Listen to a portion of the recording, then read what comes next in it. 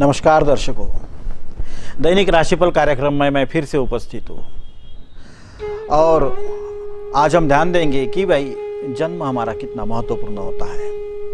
कैसे अदृश्य आत्माएं हमें माता पिता बनाने के लिए हमारे आसपास मंडराती है और हमारे जीवन को खुशनसीब बनाने के लिए एक नया योगदान, एक नया रूप हमारे परिवार को कुछ लोगों की वजह से आता है, नया रूप कुछ वस्तुओं की वजह से आता है और रौनक कुछ परिस्थिति की वजह से। तो देखते हैं कि कौन सी अदृश्य चेतनाएं, आत्माएं हैं जो हम पर ध्यान रखे होती है हमें नवजीवन देने के लिए, खुशियां देने के लिए। तो आज है दर्शकों दिनांक 28 नवंबर 2020, कार्तिक शुक्ल त्रयोदशी, शनिवार, भरणी नक्षत्र, मेष राशि। इसे वैकुंठ चतुर्दशी भी कहते हैं।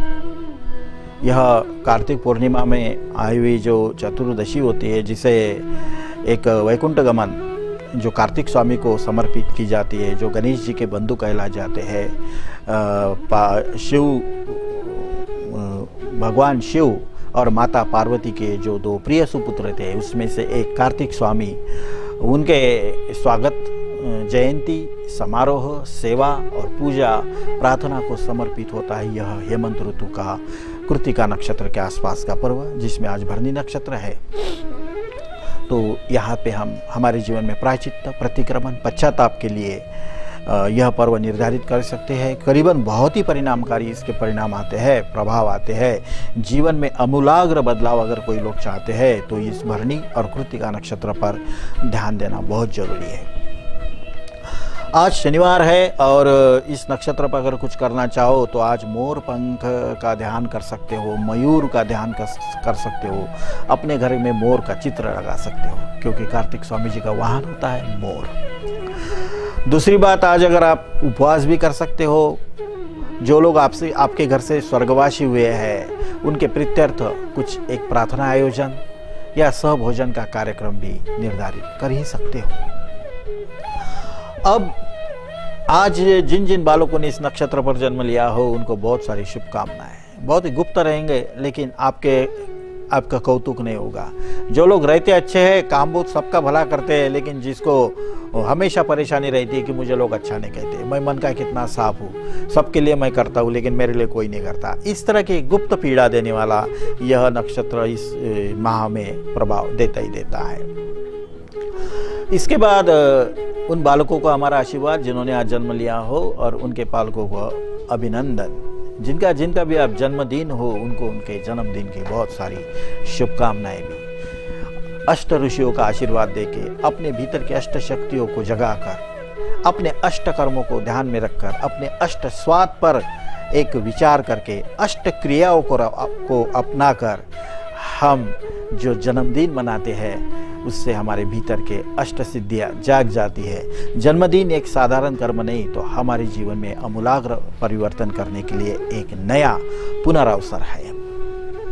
तो चलो, आज जिनका जन्मदिन हो उनको जन्मदिन की बहुत बहुत शुभकामनाएं। इसके बाद एक प्रश्न पूछा है आज के एक बहुत ही अच्छे दर्शक, प्राध्यापक है, सरल, सुस्वभावी, कुटुंब वत्सल, आज्ञाकारी भी कह सकते हैं, मेहनती, विद्वान और आदरणीय, ऐसे प्राध्यापक श्री हर्षल जी दूबाजी पाटिल। उनकी माताजी का नाम है माधुरी जी। इनके जन्म दिनांक है 1 सितंबर 1986।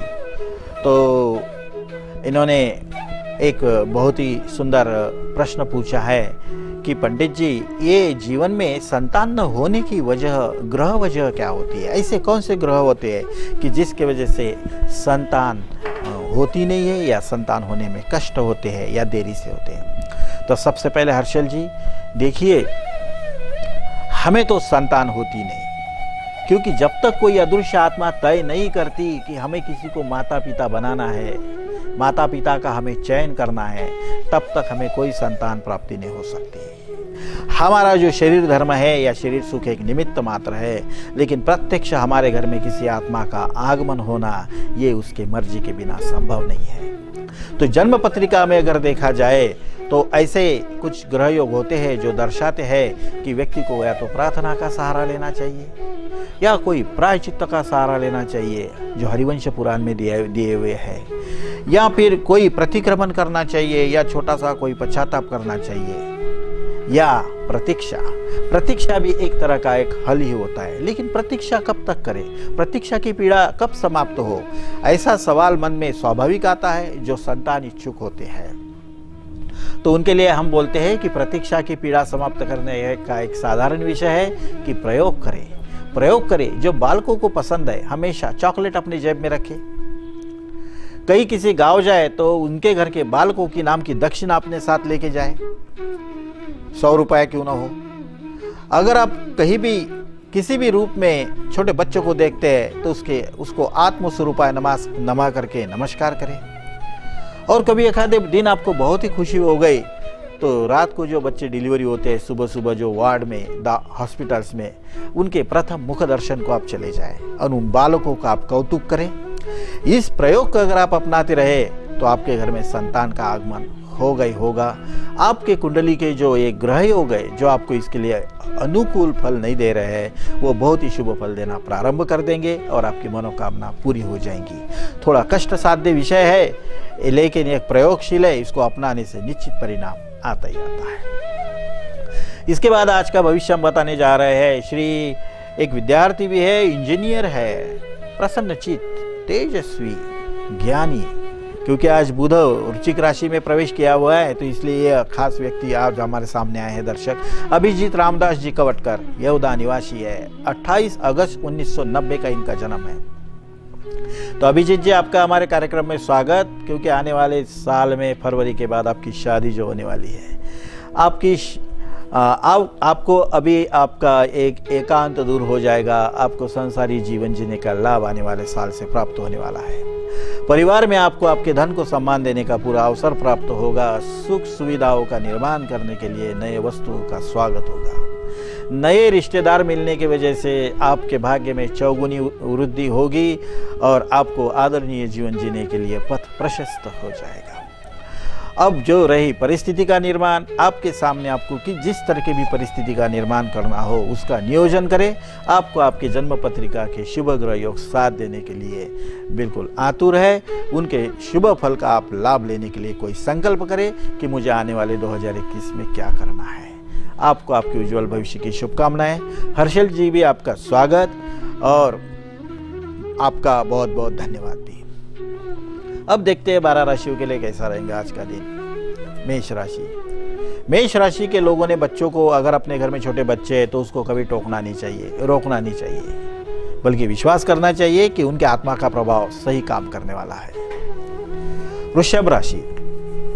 वृषभ राशि के लोगों ने अपने बच्चों के बारे में एक अति महत्वाकांक्षा कभी नहीं रखना चाहिए। वस्तुस्थिति का भान और सत्य का ज्ञान आपको मार्गदर्शक साबित होगा। मिथुन राशि। मिथुन राशि के लोगों ने अपने बच्चों के प्रति, बच्चे अपना अनुकरण करते हैं, मैं जैसा रहूं वैसे ही मेरे बच्चे बनेंगे, तो मुझे कैसा रहना चाहिए, इस बात का ख्याल आज करना चाहिए। कर्क राशि। कर्क राशि के बच्चों के सामने खासकर भाषा अशुद्ध नहीं बोलना चाहिए, सरस्वती का अपमान नहीं करना चाहिए। सही शब्दों का चयन करके वार्तालाप की परिस्थिति या वातावरण बनाना शुभ फलदायी। सिंह राशि। सिंह राशि के बच्चों को आज के दिन घर में जाते ही कोई तोहफा जरूर लेके जाना, कोई मिठाई जरूर लेके जाना तो बहुत अच्छा रहेगा। कन्या राशि। कन्या राशि के पालकों ने अपने बालकों के आंखों में आंखें डालकर एक मुस्कुराहट देकर उसके सर से हाथ घुमाना आज बहुत जरूरी है, याद से, ताकि उसको विश्वास मिले कि मैं तुम्हारा पिता हूं और तुम मेरे बेटे हो। वृश्चिक राशि। वृश्चिक राशि के लोगों को अपने बच्चों से मतलब ऐसा पेश आना चाहिए जो अनुकरण करे तो सार्थक साबित हो। अब जिस तरह से हालचाल करेंगे, भोजन करेंगे, चिंतन करेंगे, वही उसके भीतर आने वाला है, तो खुद को संभालना बहुत आवश्यक। धनु राशि के बच्चों ने अपने जीवन में, हमने अगर अज्ञान में जीवन जिया है, श्रम से प्रेम किया है, तो वही hमारे बच्चे करे, ऐसी जिद नहीं रखना चाहिए। हमने हमारे बच्चों को एक विकास की, चिंतन की छूट देना बहुत आवश्यक है। धनु राशि। मकर राशि। मकर राशि के लोगों को अपने बच्चों पर ज़्यादा मानसिक तान नहीं देना चाहिए। अगर उसकी माँ चाहती है कि वो सुखी और स्वस्थ और सुरक्षित रहे तो उसी दिशा में काम करना चाहिए। जोखिम का जीवन उसके लिए निर्माण करना घातक है। कुंभ राशि। कुंभ राशि के लोगों को अगर अपने बच्चों के साथ बेबनाव है या विद्रोह है, खंडन है, विरोध है, ये गुस्सेल माहौल बना हुआ है तो नफरत का माहौल बनाने के बजाय एकांत में उसके लिए प्रार्थना करके निवारण कर आज आप निवारण कर सकते हैं। कार्तिक स्वामी की कृपा होगी। कुंभ राशि। मीन राशि। मीन राशि के लोगों को अगर आपके घर में कोई बच्चे हैं तो उनके साथ खेलकूद का आनंद आज जरूर लेना चाहिए।